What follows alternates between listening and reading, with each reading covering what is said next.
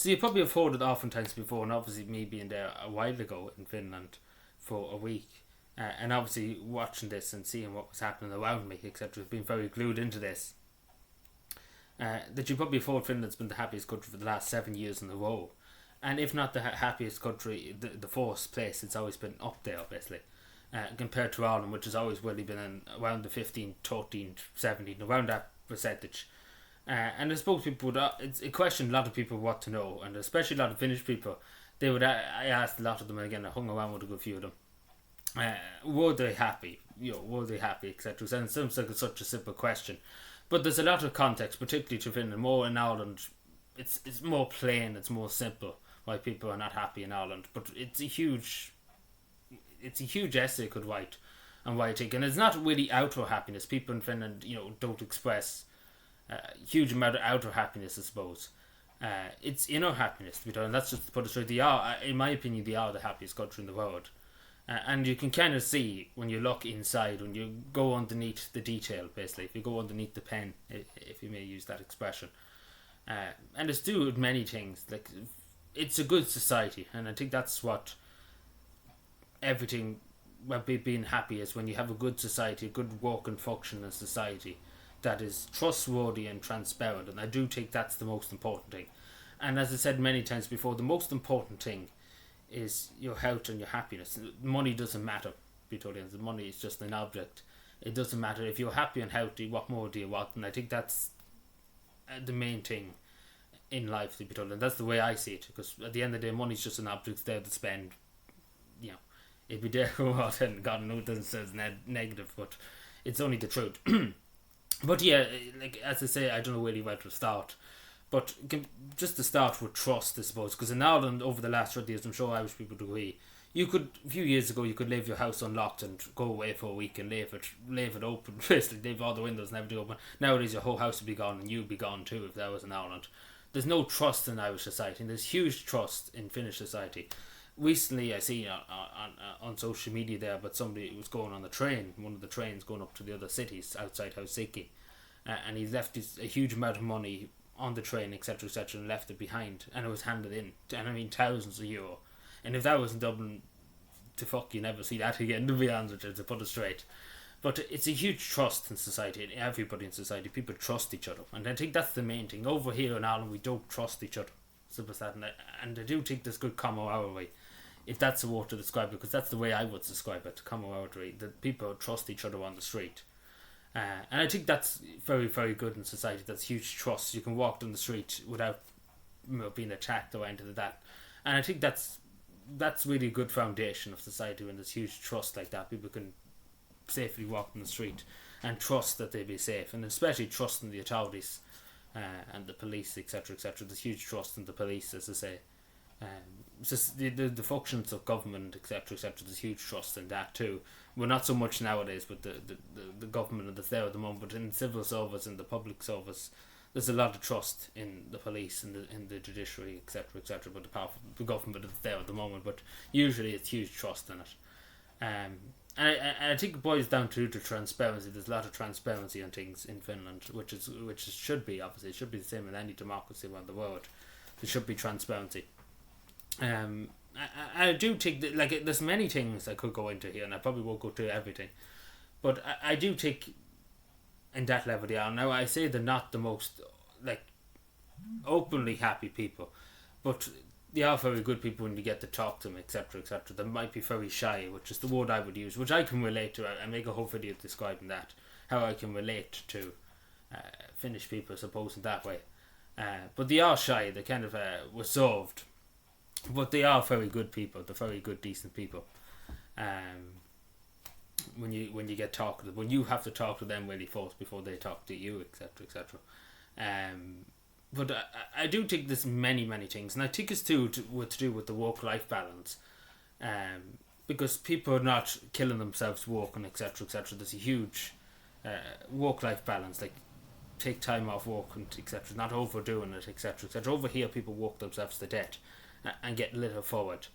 And I do think in Finland it's far better, and it should be the same here. In any really modern society, the way it should be, it's a huge good work-life balance. over here it's non-existent. Over in Finland, it's very, it really, really is very good. The people can balance their life equally, and that sounds really nice for people, because people overwork here and get paid little to nothing and kill themselves to pay the bills, etc., etc., and that shouldn't be the case. Over there, people are more laxadays in cafes, etc., etc. They're not panicking, they're not rushing. If you go down O'Connor Street at the moment, take for example in Dublin, people are panicking, going here, down, everywhere. In Finland, people take their time, they don't rush, they take their time in doing whatever they're doing. And I think that's important, that nobody's stressing themselves, nobody's overdoing it. Over here, people are overdoing it, and God only knows what injuries it's causing people, etc., etc. So, and I do think it's something that we should try and implement a good work-life balance, because it is important, and it's good for your mental health, and I think that's the main thing. Societies nowadays, we don't think of people's mental health, and the way society has changed compared to years ago, that people need a balance in life. That people, it shouldn't be all just about work, because for far too long, people years ago killed themselves working. It wasn't right, to be totally honest. So the other thing I would say, they seem to always be enjoying the moment. What I mean by that, even the simplest thing in life, they seem to always appreciate the smallest thing. And I think in Ireland, in the West, in this part of the world, we don't appreciate the small things in life. Like, even as I know one person from Finland, even he said he appreciates being happy. It's just living the moment, and that's the way he described it. Living the moment, having a cup of coffee, as we were that time in the cafe. He's appreciating that he's there in the moment, that he's alive, that he's enjoying a nice cup of coffee. As I say, they're the biggest coffee drinkers in the world. But it's that small thing, I think, too, that they appreciate the moment in life. A lot of people don't appreciate being here, being alive, being able to have a cup of coffee or whatever. It's the small things, I think, that make a big difference, and I do think that's the reality here in this case. And I do think even just nature too, that people really, really love nature. As you see in Finland, if you look at any map of Helsinki or any city in Finland, even just look around any part of Finland, it's just full of trees, it's full of national parks, it's full of parks, it's full of nature, basically. These huge they love nature, basically, and it's really, really nice walking through forests, etc. So I walked through a few of them. It's really relaxing. I think that's the main thing. People appreciate the surroundings around them. Not so much here in Ireland and stuff like that. People don't take notice of what's around them. People in Finland appreciate what's around them, the nature, etc., etc. And I do think it's enshrined, I suppose, with happiness too, that people appreciate their nature and they're more happy around nature, etc., etc. Being out, loads of people going to the summer cottages, etc., etc. And I think that does add into it, to be totally honest, too. And not to mention too, just going on to housing and stuff like that, it's such a big thing in Ireland, as people would know. In Finland, a lot of people can move out at the age of 18, which sounds insane, but I have met young people around the same age as me, 21, 22, they literally are renting apartments, can rent the apartment for decent price, basically, in not too far away from the city centre, etc., etc. Can actually move out, and again, no majority of people, when they hit 18, can move out of their house, or home house, and get an apartment, which it sounds insane to you and me, but it's the reality. It is generally the reality that people can, and I do think that creates a lot more happiness, that you can actually move out, be independent, and create a life for yourself without being in your mum's basement, like in Ireland. I'm sure people would agree, but I do think that's important. It does have a huge impact on people's happiness, because the majority of young people in this country are stuck. They can't get a house, they can't buy a house, they can never own a house, and it's just a never-ending cycle, and it does upset people, because people want to own their own property, want to own their own house, and I think having that was something a lot of countries don't appreciate, but having that is really, really good for society. It's good for young people too, to be independent, etc., etc. And it's good. That shows good function in society, in my opinion, that people can actually rent a house, not like over here where it's non-existent. You can never find a house. Never mind buy a house. But people can buy houses. Imagine that in the 40s and in the 30s, they can get a mortgage, etc. It's insane. But just to add to the housing, that homelessness is basically really non-existent in Finland. And it's obviously, as I say, in Ireland, it's a huge scourge in Ireland. 14,000, they're going maybe 16,000, we could say, homeless in our country. It's a huge national disgrace. But over in Finland, people are cared for. People are generally cared for and looked after when they get on hard times, etc., etc. And that's what the state should be there for, not overreaching, etc., etc., but looking after people when they fall on hard times. So I have to say, it's especially seeing the apartments too, the people who are on the street, etc., get, etc., etc., and 9 out of 10 people who, because they have the House Enforced initiative in Finland, which has worked, again, just to say we should do the same as Finland, because if Finland could do it, all they could do. But again, it goes back to this huge trust, and civil servants over here, the Irish civil servants don't give a shit as long as they get paid at the end of the week. They don't care. The civil servants in the Finnish civil service, they actually do care, and I've met a few of them, and they actually care about the people they're talking to. They actually know they're human, etc., etc. Over here in Ireland, it's like you're talking to the brick wall. They just don't care in the councils. I know that the government care, they just don't care.